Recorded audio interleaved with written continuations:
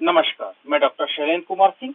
आज का हमारा मुख्य विषय है रिकॉर्डो का लगान सिद्धांत। इस सिद्धांत के अंतर्गत हम ये देखेंगे कि भूमि पर लगान का निर्धारण किस प्रकार से होता है।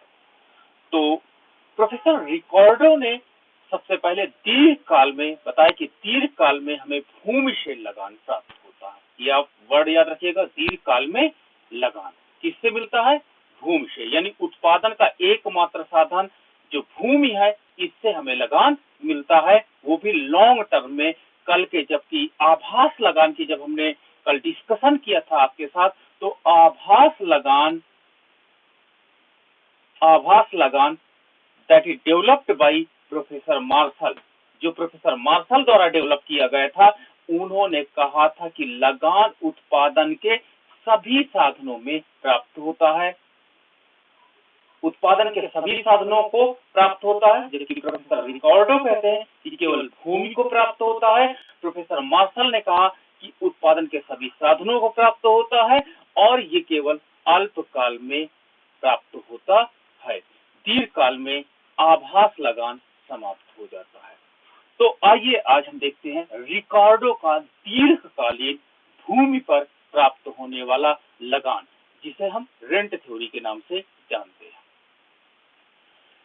डेविड रिकॉर्डो ने अपने सिद्धांत के अनुसार बताया कि अर्थव्यवस्था में भूमि की कुल उपज का वो भाग जो भूमिपति को भूमि की मूल, याद रखना, भूमि में कुछ बेसिक फंडामेंटल्स नेचुरली और अविनाशी शक्तियां होती है। लैंड में कुछ पावर्स होती है, किसके लिए? जिससे हम बीज डालते ग्रो करने लगते हैं, बीज डालते ही ग्रो करता है और ग्रो करने से वृक्ष बन जाता है। तो ये पावर कहीं जगह नहीं पाई जाती है और जिसके प्रयोग के बदले हमें जो कुछ प्राप्त होता है वह कहलाता है लगान।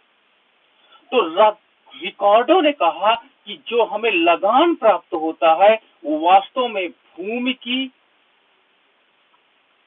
मौलिक तथा अविनाशी शक्तियों का प्रतिफल है,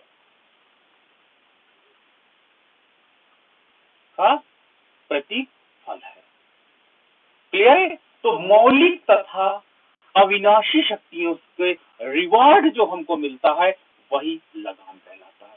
दैट इज वेरी इंपॉर्टेंट, ये इंपॉर्टेंट है। इस यहाँ पर ये क्वेश्चन था, भूमि की मौलिक और अविनाशी शक्तियों के बदले में जो मिलता है लगान कहलाता है। ये स्टेटमेंट किसने दिया? तो आप यहाँ पे देख लेना। दूसरा, ये अविनाशी शक्तियों का प्रयोग किसने किया? ये एग्जाम में इंपॉर्टेंट है, ये पूछा जाता है। ओके, तो ये डेविड रिकॉर्डो के अनुसार है। डेविड रिकॉर्डो ने ये बताया कि जब हमारे देश में, मान लीजिए हम अकेले किसी टापू पे पहुंचते हैं, उस टापू में हम सबसे पहले अच्छी लैंड का सिलेक्शन करते हैं। अच्छी लैंड कौन सी लैंड होगी? अच्छी भूमि कौन सी होगी? आप अनुमान लगाइए। पहली भूमि जो समतल हो वो अच्छी होगी।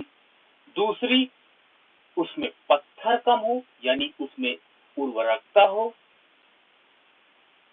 तीसरा, वो हमारे निवास स्थान के पास हो। ठीक है। चौथी चीज, इसमें कोई झाड़ियां न हो। इस प्रकार की कैटेगरी को प्रोफेसर रिकॉर्डो ने अच्छी भूमि बताया। तो सबसे पहले एक व्यक्ति में नेचर होता है कि सबसे पहले वो अच्छी भूमि पर जाता है और खेती करना चालू कर देता है। लेकिन जब जनसंख्या बढ़ती है तो अब एक खेत से उसका कार्य नहीं होता, तो जिसके परिणाम स्वरूप अच्छी भूमि की अपेक्षा कम अच्छी भूमि पर भी वो खेती करना प्रारंभ कर देता है। क्यों? क्योंकि पॉपुलेशन बढ़ गई है। तो ये बी कैटेगरी की भूमि होगी जिसकी फर्टिलिटी ए की अपेक्षा कम होगी। क्यों? क्योंकि सबसे अच्छी भूमि वो पहले चुनाव करता है। तो जैसे जैसे अर्थव्यवस्था में जनसंख्या बढ़ती चली जाती है, प्रोफेसर रिकॉर्डो कहे कि हम कम अच्छी भूमि की तरफ क्या होते हैं? प्रेरित होते हैं खेती के लिए, और जिससे हमें उत्पादन कम मिलता है। क्लियर है? तो इस प्रकार पॉपुलेशन बढ़ने के कारण हम कम अच्छी भूमि की तरफ लगातार बढ़ते चले जाते हैं और तब तक बढ़ते हैं जब तक कि हमारी लागत और प्राप्तियां दोनों बराबर ना हो जाए, उससे खेत से मिलने वाली प्राप्तियां और हमारी जो लगाई गई लागत, तब तक हम खेतों की संख्या बढ़ाते चले जाते हैं जनसंख्या बढ़ने के साथ। रिकार्डो के सिद्धांत की निम्नलिखित मान्यताएं हैं।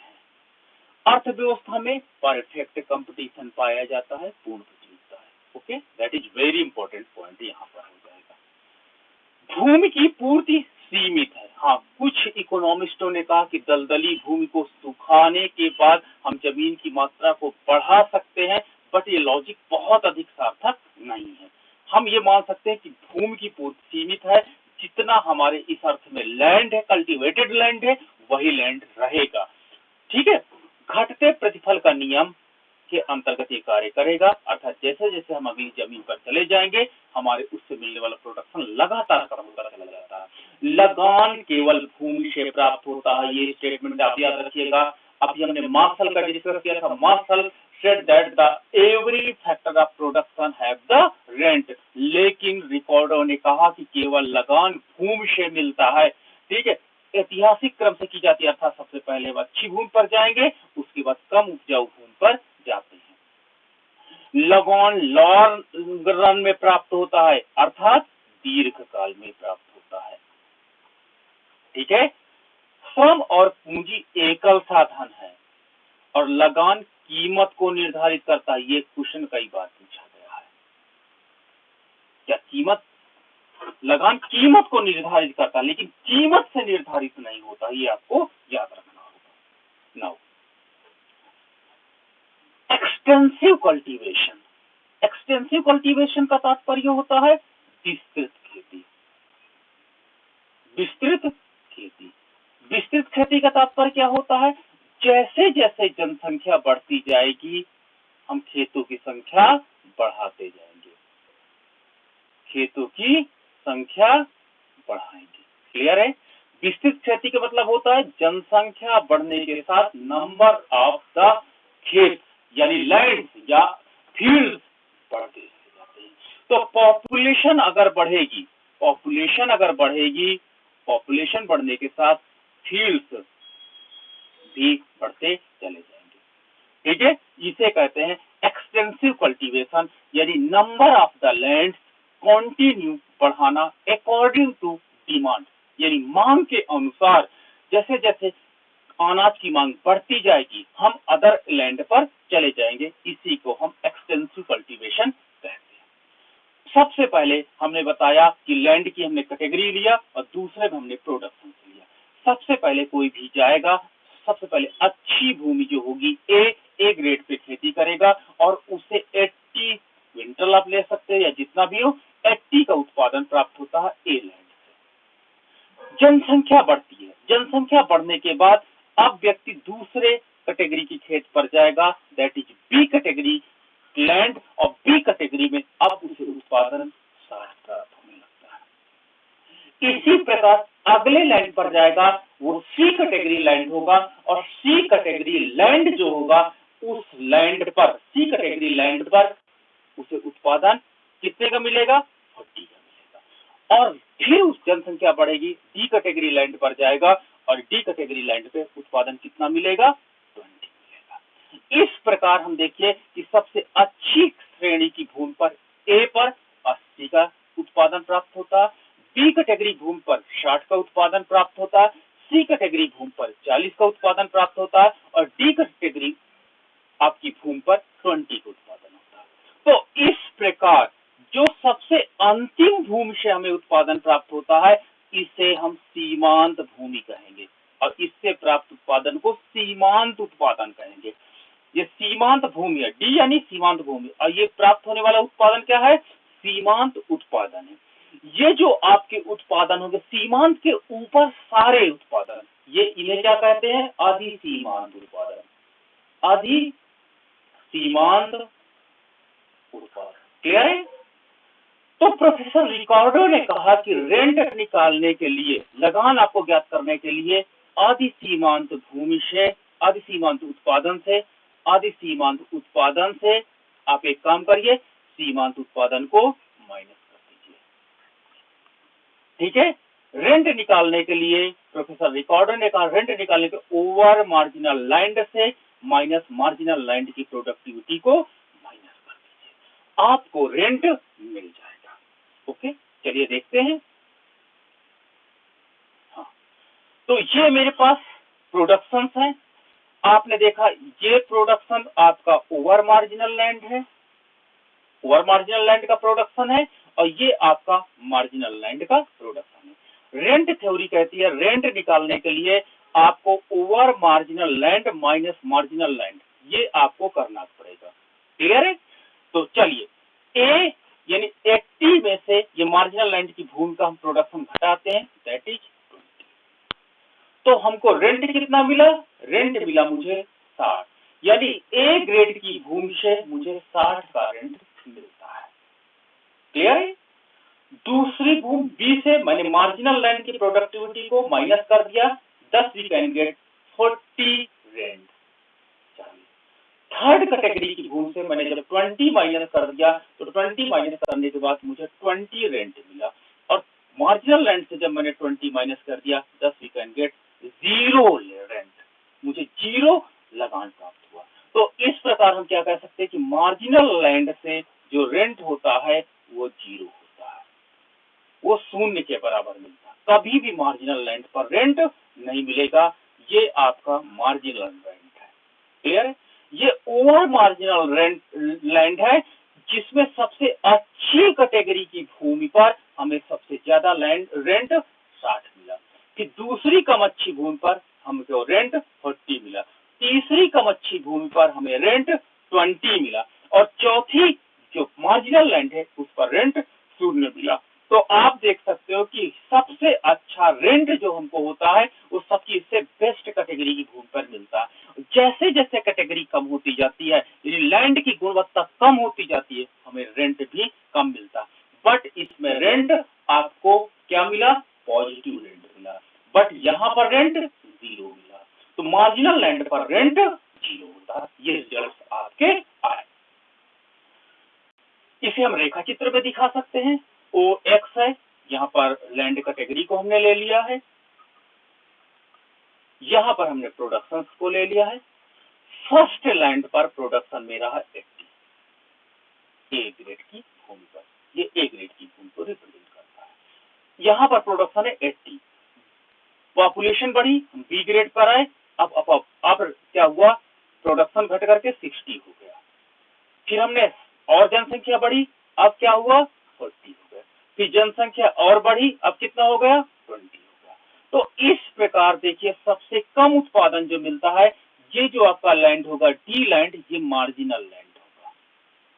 ओके, तो हमने क्या कहा कि मार्जिनल लैंड की प्रोडक्टिविटी को अदर भूमि की प्रोडक्टिविटी से माइनस कर दो।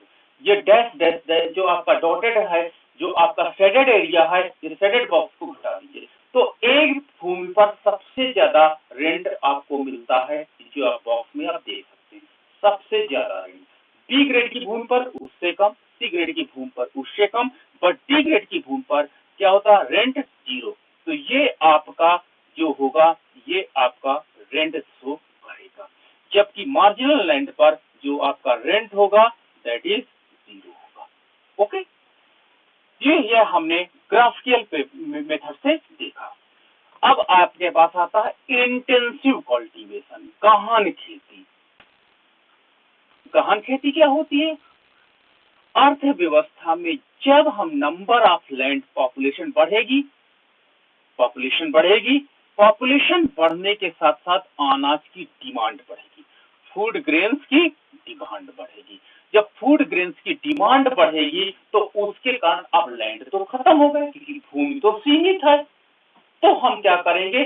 उसी लैंड पर जो हमारे पास लैंड है उसी भूमि की उत्पादकता को बढ़ाएंगे, भूमि की उत्पादकता को बढ़ाना। जब किसी लैंड की भूमि की उत्पादकता को बढ़ाते हैं, किसके लिए?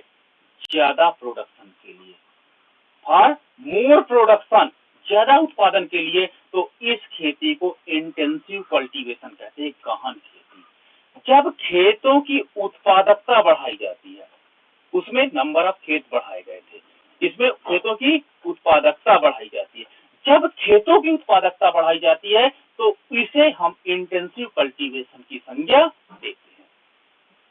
रेखाचित्र है, रेखाचित्र में हम देख सकते हैं कि आधार अक्ष है, आधार अक्ष पर हमने फूड ग्रेन्स को या पॉपुलेशन को यहाँ पर लिया है, ठीक है, पॉपुलेशन को। यहाँ पर हमने प्राइस एंड कॉस्ट को लिया है, प्राइस एंड कॉस्ट हमने दोनों को यहाँ पर लिया है। ये आपका एवरेज कॉस्ट है, ये आपका मार्जिनल कॉस्ट है। शुरू में हम इक्विलिब्रियम पॉइंट ई पर रहते हैं। यहाँ पर देखिए कि जनसंख्या ओपी जनसंख्या के लिए हमने देखिए क्या हुआ, ओपी जनसंख्या के लिए ई पॉइंट पर इक्विलिब्रियम है और एट ई पॉइंट पर हम देख सकते हैं कि average cost is equal to marginal cost is equal to price.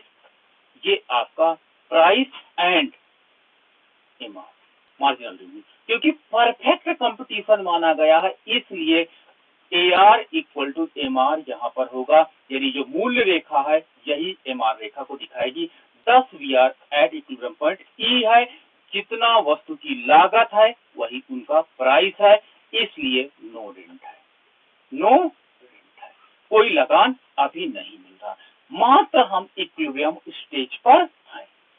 Clear है? अर्थव्यवस्था में पॉपुलेशन बढ़ जाए, जब जनसंख्या बढ़ जाएगी तो हमें ज्यादा अनाज की आवश्यकता पड़ेगी। पॉपुलेशन बढ़ेगी, याद रखना, पॉपुलेशन बढ़ेगी तो इकोनॉमी में क्या होगा, डिमांड बढ़ेगी। पॉपुलेशन बढ़ने से डिमांड बढ़ेगी, जब डिमांड बढ़ेगी तो प्राइस पी से राइज करके P1 हो जाएगा। यहाँ पे हम PO कर देते हैं, PO तो पॉपुलेशन सिंबल हो जाएगा। जब अर्थव्यवस्था में जनसंख्या बढ़ती है तो उससे डिमांड बढ़ती है और डिमांड बढ़ने से प्राइस बढ़ेगा, प्राइस बढ़ेगा। 10 VR come at equilibrium point E to E1। अतः अब हम मूल्य बढ़ने से नया संतुलन बिंदु हमारे पास आ जाएगा, ये एक संतुलन बिंदु हो जाएगा। और यहाँ पर हम देख सकते हैं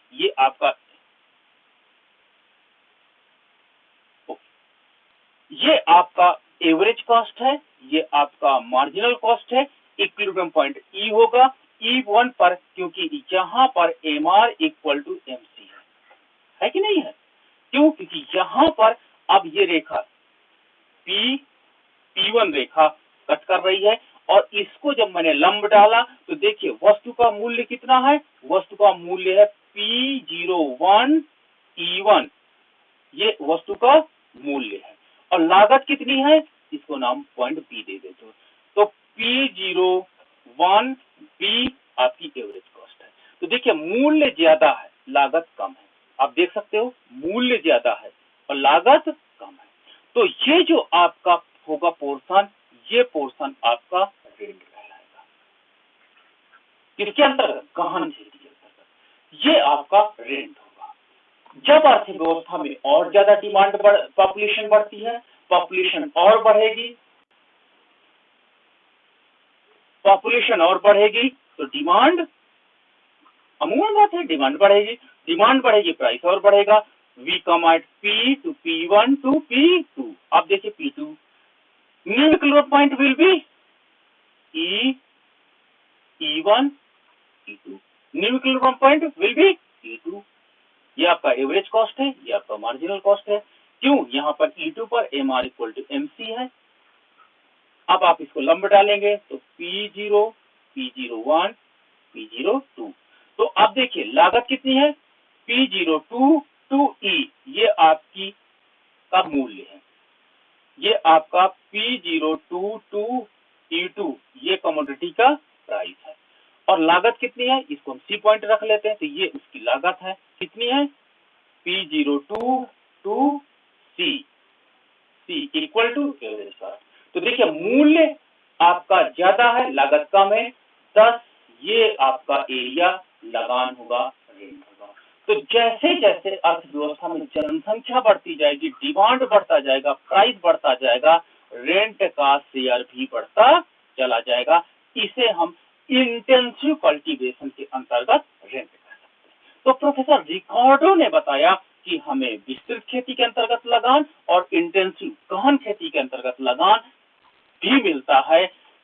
ठीक है, लेकिन जैसे जैसे जनसंख्या बढ़ेगी, डिमांड बढ़ेगी, दोनों खेतों के अंतर्गत नंबर ऑफ लैंड्स बढ़ेंगे और उससे लगान की मात्रा भी बढ़ती चली जाएगी।